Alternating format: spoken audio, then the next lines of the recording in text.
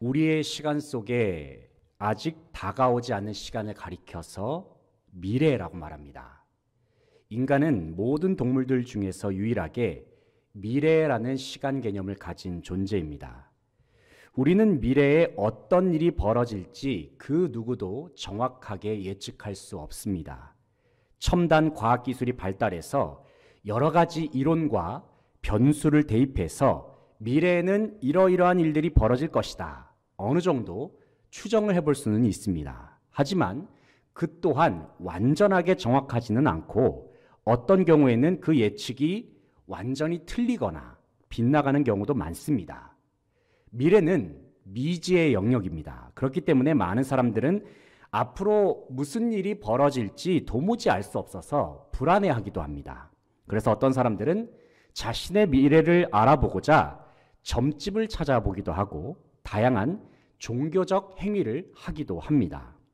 하지만 곰곰이 생각해 볼 때에 만약에 단순히 자신의 미래를 알아내기만 하고 이 세상이 어떻게 흘러갈지를 확실히 알게 되기만 하면 과연 인간의 내면 속에 자리 잡은 미래에 대한 불안감은 다 사라질 수 있을까 생각해 봅니다.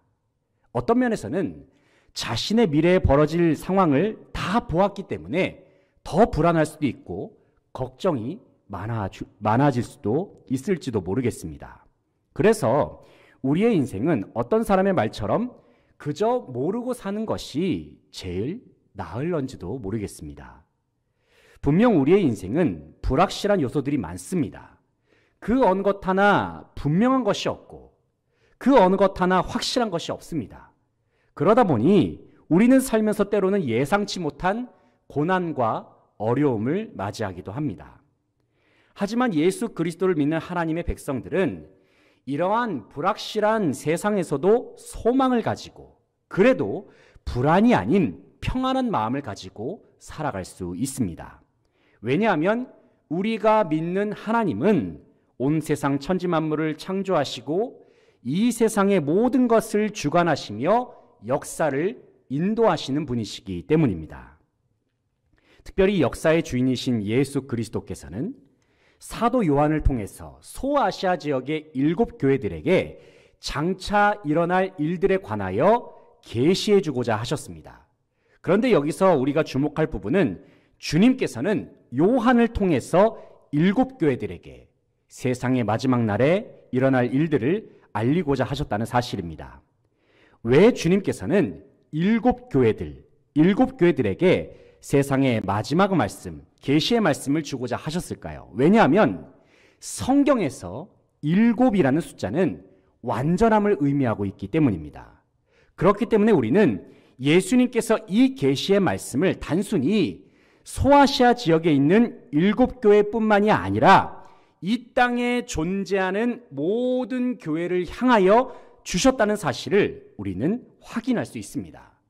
그렇다면 주님께서 지상의 모든 교회들에게 주시고자 했던 계시의 말씀의 핵심은 무엇일까요? 그것은 한마디로 말하면 교회는 이 세상에 살면서 반드시 다시 오실 주님을 기다려야 한다라는 사실입니다. 예수님께서는 마태복음 25장에서 열처녀의 비유를 말씀하셨습니다. 여기서 주님께서는 신랑을 기다리는 처녀들은 신랑을 맞이할 때에 불을 밝히는 기름을 준비하고 있어야 한다고 말씀하십니다.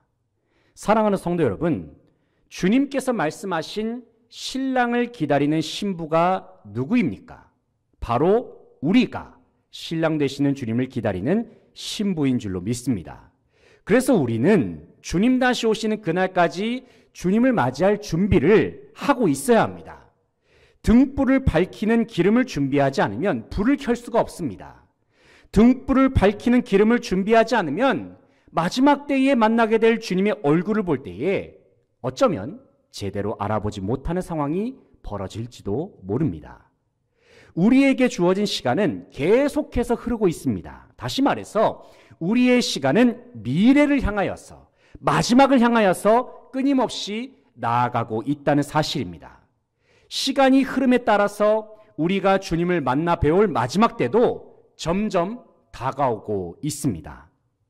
오늘 본 말씀은 요한계시록에서 서론에 해당하는 부분입니다. 어떤 책이나 글에서 가장 중요한 부분 중에 하나는 바로 글을 시작하는 서론 부분입니다. 왜냐하면 서론은 글 전체가 어떠한 방향으로 나아가는지 설명하고 핵심 주제가 들어있고 또 방향성을 제시하는 역할을 하기 때문입니다. 특별히 오늘 본 말씀은 마지막 때를 살아가는 그리스도인들이 반드시 기억해야 할 삶의 방향성을 제시하고 있습니다.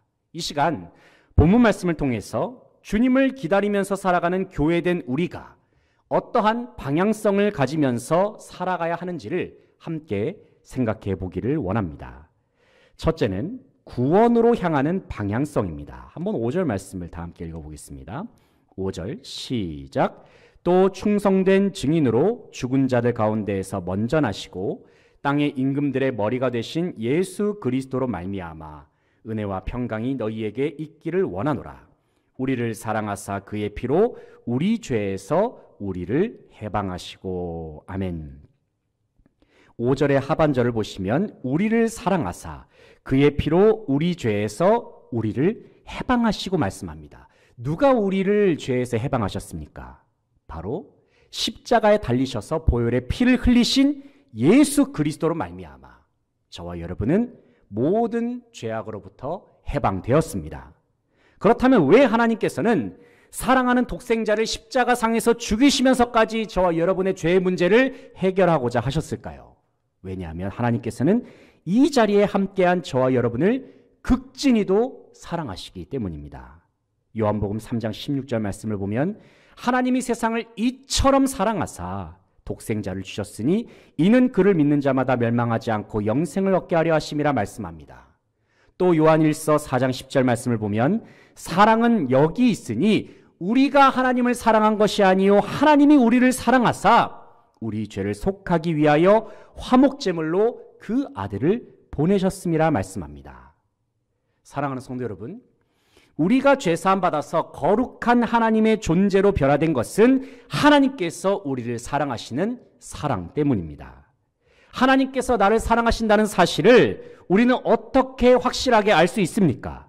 바로 주님께서 매달리셨던 십자가를 바라볼 때에 우리는 하나님께서 나를 사랑하신다는 사실을 더욱 분명하게 알 수 있습니다.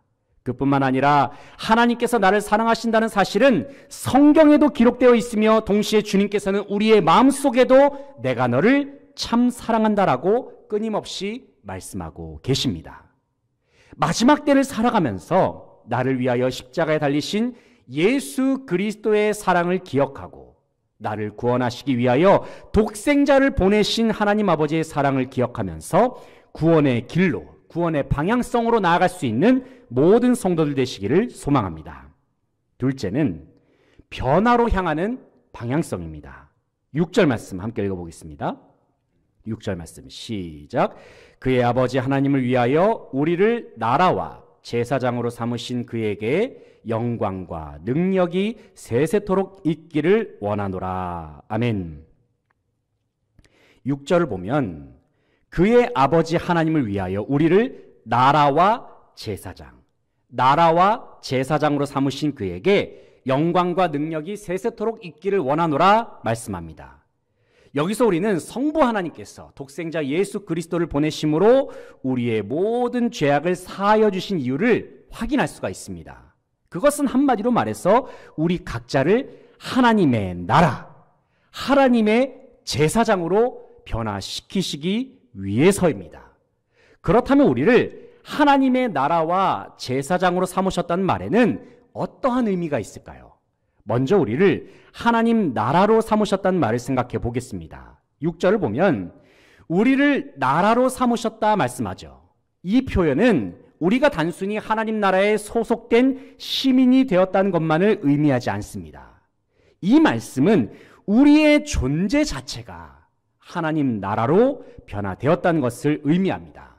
그렇다면 저와 여러분이 하나님 나라가 되었다는 것은 무엇을 의미합니까? 가장 먼저는 우리 각자가, 우리의 존재 자체가 하나님의 통치를 받는 존재가 되었음을 뜻합니다. 원래 우리는 하나님의 통치를 받기 이전에는 공중의 권세를 잡은 자의 다스림을 받던 존재였습니다.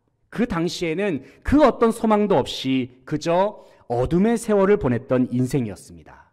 그러나 우리를 사랑하시는 하나님께서는 저와 여러분을 긍휼히 여기셔서 우리를 하나님의 나라로 변화시켜 주셨습니다. 그래서 우리로 하여금 하나님의 다스림과 통치를 받게 하시고 하나님께 속해 있는 모든 것들을 누릴 수 있도록, 그리고 그것들을 사용하고 발휘할 수 있도록 인도하셨습니다. 그렇다면 하나님의 나라 된 존재로서 우리는 이 세상 속에서 어떻게 살아야 할까요? 먼저는 우리 각자가 하나님 나라로 바뀌었음을 늘 기억하고 나 자신이 하나님 나라가 되었다는 정체성을 반드시 기억하고 지켜내면서 살아야 합니다. 또 하나는 우리 각자가 모든 삶의 자리에서 하나님 나라로서의 영향력을 발휘하면서 세상을 아름답게 변화시키면서 살아야 합니다. 진정한 의미에서의 잘 사는 나라는 그 나라 혼자만 잘 사는 나라가 아니죠. 내 나라뿐만이 아니라 남의 나라까지도 잘 살게 해주는 나라가 될 때에 그 나라야말로 진정 잘 사는 나라라고 말할 수 있습니다. 우리 각자가 하나님 나라 된 존재로서 이 세상에 하나님의 은혜와 복을 흘려보내는 저와 여러분 되시기를 소망합니다. 또 하나님께서는 우리를 하나님의 제사장으로 변화시키셨다 말씀합니다. 여러분, 제사장이 누구입니까? 제사장은 백성들을 대신해서 하나님께로 나아가는 직분을 가진 사람을 말합니다. 그래서 그 옛날 구약시대 때에는 백성들이 살아계신 하나님께 예배하기 위해서, 제사하기 위해서는 제사장을 통하지 않고서는 온전한 예배를 드릴 수가 없었습니다. 하지만 예수님께서 우리를 위하여 십자가에 죽으신 이후에는 상황이 완전히 바뀌어 버렸습니다. 우리는 기억합니다. 예수님께서 십자가에서 죽으셨을 때에 지성소 앞에 있는 휘장이 찢어졌습니다. 휘장이 반으로 갈라졌죠. 휘장이 갈라진 것이 의미한 바가 무엇입니까? 그것은 이제는 예수 그리스도의 십자가의 죽음과 부활을 믿는 자들은 누구든지 거룩하신 하나님께로 직접적으로 나아갈 수 있는 제사장이 되었다라는 사실을 의미합니다. 지금 우리는 예배당에 모여서 함께 예배를 드리고 있습니다. 물론 온라인으로도 함께 예배드리는 성도들도 계십니다. 목회자인 저는 지금 예배를 인도하면서 하나님의 말씀을 전합니다. 그러나 여러분, 반드시 기억하십시오. 지금 여러분이 드리는 예배는 목회자를 통해서 하나님께로 나아가는 것이 아닙니다. 지금 여러분 각자가 하나님의 제사장 된 존재로서 예수 그리스도의 이름을 통하여 직접적으로 하나님께로 나아가고 계십니다. 하나님께서는 우리가 주님을 예배할 때에 우리 각자가, 우리 자신이 하나님의 제사장임을 기억하면서 언제든지 주저하지 말고 하나님의 품으로 나아오라 말씀하십니다. 특별히 하나님께서는 본문 6절에서 그의 아버지 하나님을 위하여 우리를 나라와 제사장으로 삼으셨다 말씀합니다. 누구를 위해서 우리를 나라로 삼으셨고 누구를 위해서 제사장으로 삼으셨습니까? 바로 하나님 자신을 위해서 그렇게 하셨다고 말씀합니다. 왜 그렇게 하셨을까요? 왜냐하면 하나님께서는 그만큼 우리를 사랑하시고 우리를 원하시기 때문입니다. 하나님께서는 우리를 구원하시는 것을 기뻐하십니다. 또 하나님께서는 우리와 함께 하시고 대화하시고 그리고 관계 맺으시는 것을 너무나도 기뻐하십니다. 이 시간 우리를 하나님의 나라와 하나님의 제사장으로 변화시켜 주신 하나님의 크신 사랑을 기억하고 간직하면서 우리에게 주어진 인생의 길, 변화로의 방향성을 가지고 힘차게 걸어 나아갈 수 있는 저와 여러분 되시기를 소망합니다. 셋째는 종말로 향하는 방향성입니다. 본문 7절 말씀 다 함께 읽겠습니다. 7절 시작. 볼지어다 그가 구름을 타고 오시리라. 각 사람의 눈이 그를 보겠고 그를 찌른 자들도 볼 것이요 땅에 있는 모든 족속이 그로 말미암아 애곡하리니 그러하리라. 아멘. 7절 말씀을 보면 볼지어다 그가 구름을 타고 오시리라. 각 사람의 눈이 그를 보겠고 그를 찌른 자들도 볼 것이요 말씀합니다. 여기서 사도 요한은 이 세상의 마지막 때에 하나님 보좌 우편에 앉아 계신 예수 그리스도께서 장차 구름을 타고 재림하신다 말씀하십니다. 그리고 사도 요한은 주님께서 이 세상에 다시 오시는 장면을 온 세상 모든 사람들이 직접 눈으로 보게 될 것이다 말씀합니다.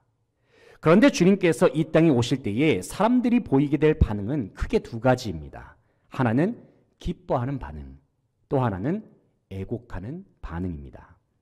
어떤 사람들이 주님의 다시 오심을 기뻐합니까? 바로 예수 그리스도의 십자가의 보혈로 죄사함을 받고 하나님의 넘치는 사랑으로 인하여 하나님 나라로 변화되었고 하나님의 제사장으로 변화된 자들이 주님의 다시 오시는 모습을 바라보며 기뻐하며 찬송할 수 있습니다. 반면에 어떤 사람들이 주님의 재림을 보면서 슬퍼하고 애곡할까요?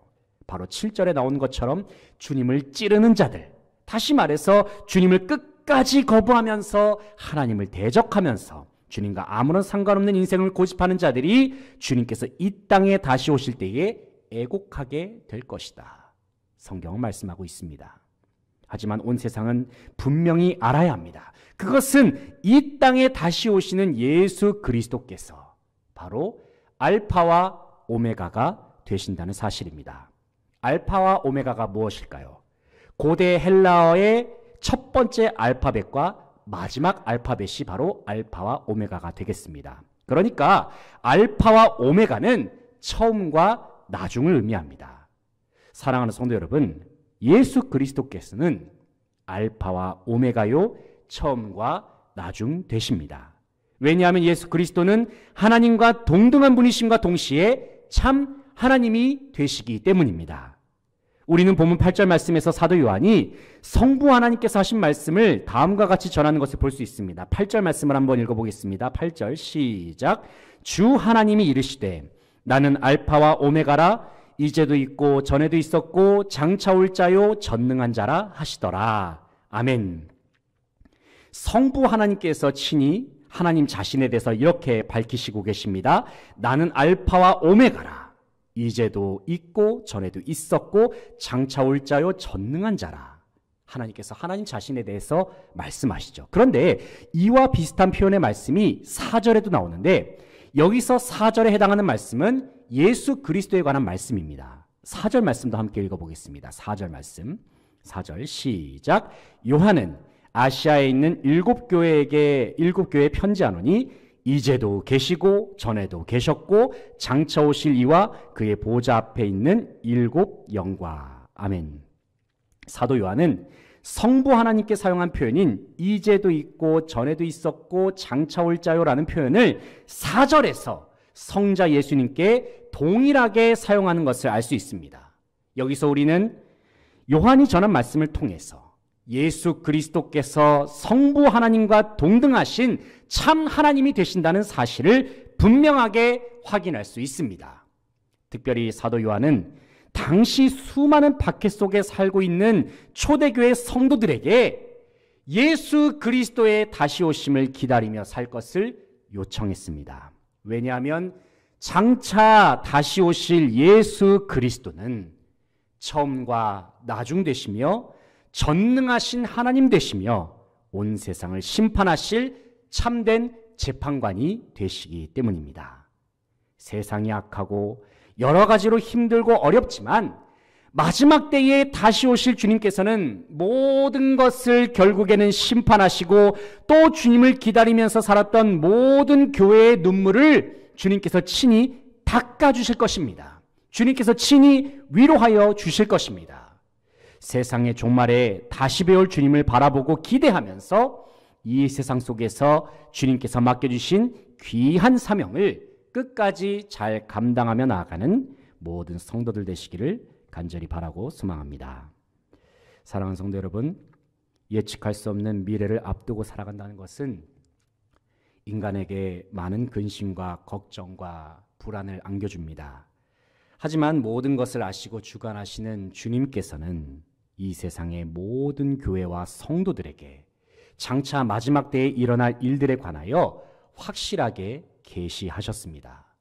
어떤 자들에게는 세상의 마지막 때가 두렵고 떨리는 날일 수도 있지만 하나님께 속한 저와 여러분에게는 그 날이 기쁨의 날이고 영광의 날이 될 줄로 믿습니다. 주님 다시 오시는 그날까지 우리를 구원하셔서 하나님의 나라와 하나님의 제사장으로 삼아주신 하나님 아버지의 마음과 뜻을 늘 기억하면서 우리에게 맡겨주신 귀한 사명을 끝까지 잘 감당할 수 있는 저와 여러분 되시기를 소망합니다. 주님께서 예비하신 평안한 미래, 행복한 결말, 그리고 영원한 복을 풍성하게 누릴 수 있는 모든 수지광성의 성도들 다 되시기를 간절히 바라고 소망합니다. 기도하겠습니다. 하나님 아버지, 주님의 은혜를 감사드립니다. 주님께서 이 땅에 다시 오신다 말씀하셨고 또 이미 우리 안에 살아계셔서 우리가 장차 다시 오실 주님을 바라면서 살아가는 모든 삶의 여정 가운데 주님께서 동행하시고 함께하여 주심을 늘 약속하셨습니다. 아버지 하나님, 우리 안에 살아계시는 예수 그리스도를 우리가 바라보고 느끼고 또 경험하면서 아버지 하나님, 참으로 힘들고 어려운 인생길이지만 그럼에도 불구하고 주님과 함께 동행하며 승리하는 모든 성도들 되게 하여 주시옵소서. 특별히 우리를 구원하신 하나님의 구원을 늘 잊지 말고 특별히 우리를 하나님의 나라와 하나님의 제사장으로 변화시켜 주신 하나님의 뜻을 기억하면서 이 세상 속에서 진정 다시 오실 주님을 끝까지 기다리면서 우리가 기름을 준비하는 신부된 마음으로서 하루하루를 충성스럽게 우리가 최선을 다해서 살아갈 수 있는 모든 성도들 되게 하여 주시옵소서. 그래서 다시 오시는 주님을 만나 배울 때에 기쁨으로 우리가 찬양하면서 소리 외치면서 우리가 주님을 맞이하고 또 주님의 얼굴을 바라보면서 아버지 하나님 주님의 참된 위로를 받고 또 하나님의 위로의 능력과 아버지 하나님의 귀한 따뜻한 손길을 우리가 경험하면서 우리가 참된 평안 가운데로 나아갈 수 있는 모든 성도들의 삶이 다 되게 하여 주시옵소서. 감사드리며 예수 그리스도의 이름으로 기도합니다. 아멘.